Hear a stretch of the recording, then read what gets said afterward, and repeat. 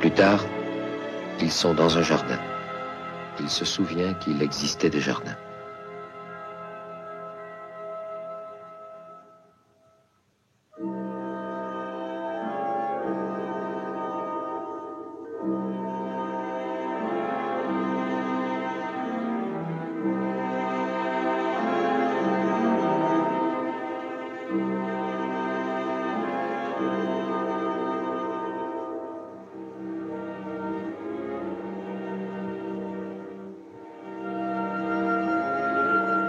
Elle l'interroge sur son collier, le collier du combattant qu'il portait au début de cette guerre qui éclatera un jour. Il invente une explication.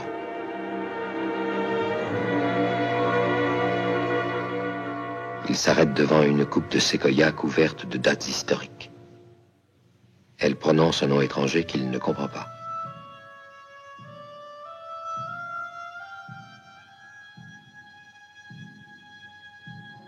Comme en rêve, il lui montre un point hors de l'arbre. Il s'entend dire « Je viens de là ». Et y retombe à bout de force. Puis, une autre vague du temps le soulève. Sans doute lui fait-on une nouvelle piqûre.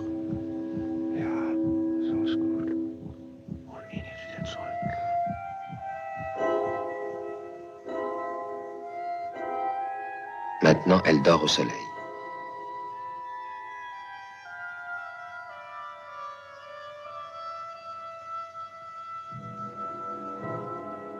Il pense que dans le monde où il vient de reprendre pied, le temps d'être relancé vers elle, elle est morte.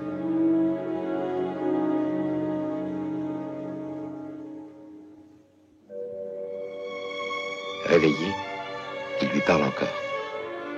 D'une vérité trop fantastique pour être reçue, il garde l'essentiel. Un pays lointain, une longue distance à parcourir. Elle l'écoute, sans se moquer.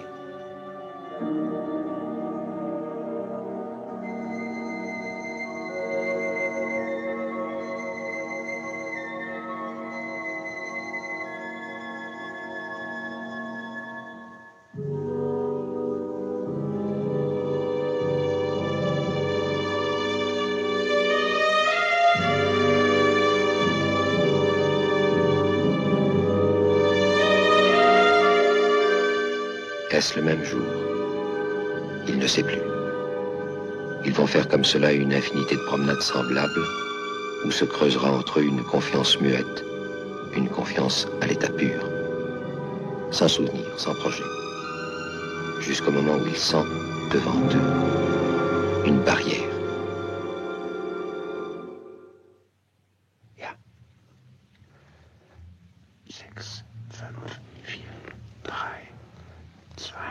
Ainsi se termina la première série d'expériences.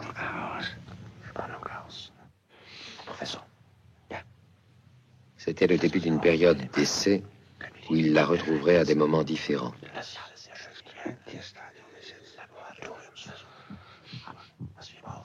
Quelquefois, il la retrouve devant leur signe.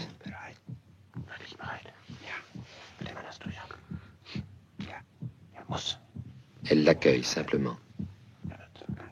Elle l'appelle son spectre. Un jour, elle semble avoir peur. Un jour, elle se penche sur lui. Lui ne sait jamais s'il se dirige vers elle, s'il est dirigé, s'il invente ou s'il rêve.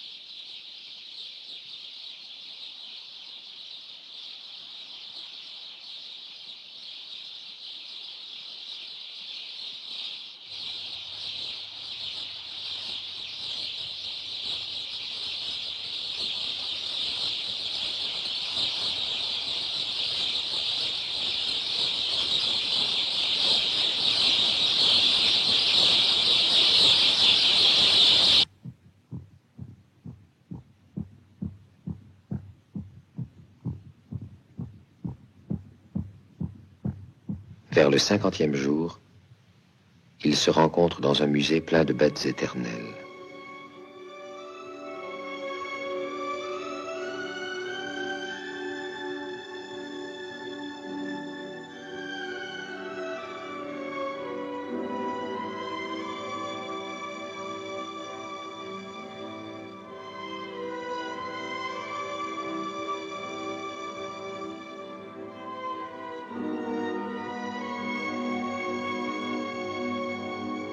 Maintenant, le tir est parfaitement ajusté.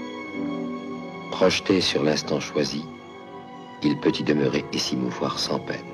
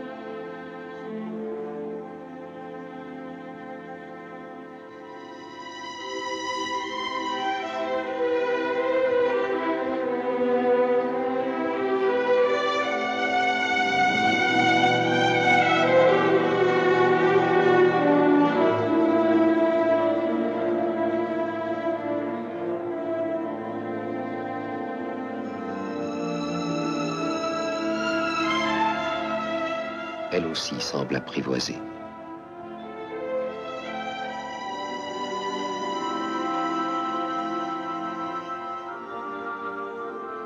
Elle accepte comme un phénomène naturel les passages de ce visiteur qui apparaît et disparaît, qui existe, parle, rit avec elle, se tait, l'écoute et s'en va.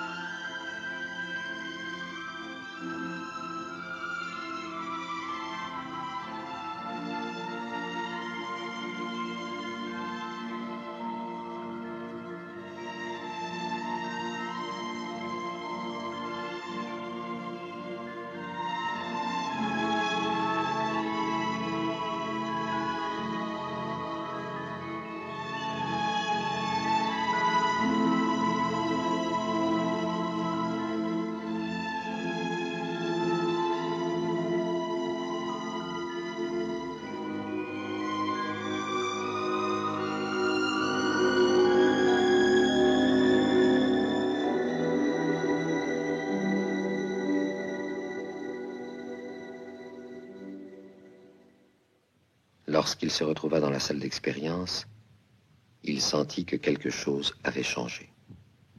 Le chef du camp était là. Aux propos échangés autour de lui, il comprit que devant le succès des expériences sur le passé, c'était dans l'avenir qu'on entendait maintenant le projeter. L'excitation d'une telle aventure lui cacha quelque temps l'idée que cette rencontre au muséum avait été la dernière.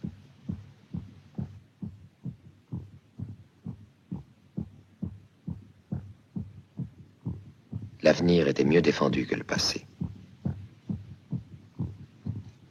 Au terme d'autres essais encore plus éprouvants pour lui, il finit par entrer en résonance avec le monde futur. Il traversait une planète transformée. Paris reconstruit. 10 000 avenues incompréhensibles.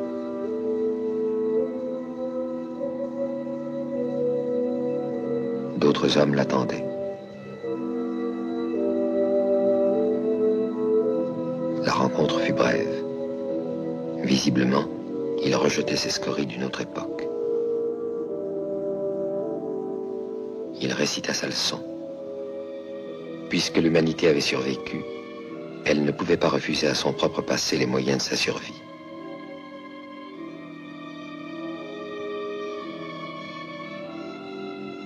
Ce sophisme fut accepté comme un déguisement du destin.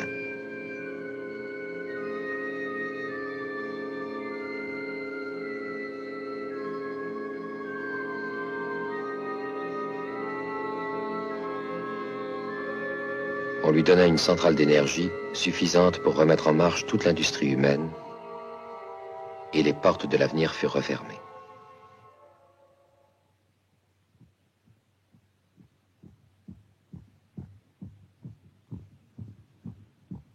Peu de temps après son retour, il fut transféré dans une autre partie du camp. Il savait que ses geôliers ne l'épargneraient pas. Il avait été un instrument entre leurs mains. Son image d'enfance avait servi d'appât pour le mettre en condition. Il avait répondu à leur attente et rempli son rôle. Il n'attendait plus que d'être liquidé, avec quelque part en lui le souvenir d'un temps 2 fois vécu. C'est au fond de ses limbes qu'il reçut le message des hommes de l'avenir. Eux aussi voyageaient dans le temps, et plus facilement. Maintenant, ils étaient là, et lui proposaient de l'accepter parmi eux. Mais sa requête fut différente.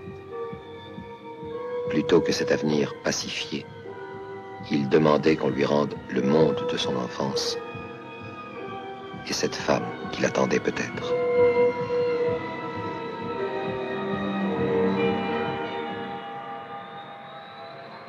Une fois sur la grande jetée d'Orly, dans ce chaud dimanche d'avant-guerre où il allait pouvoir demeurer, il pensa avec un peu de vertige que l'enfant qu'il avait été devait se trouver là aussi à regarder les avions. Mais il chercha d'abord le visage d'une femme au bout de la jetée.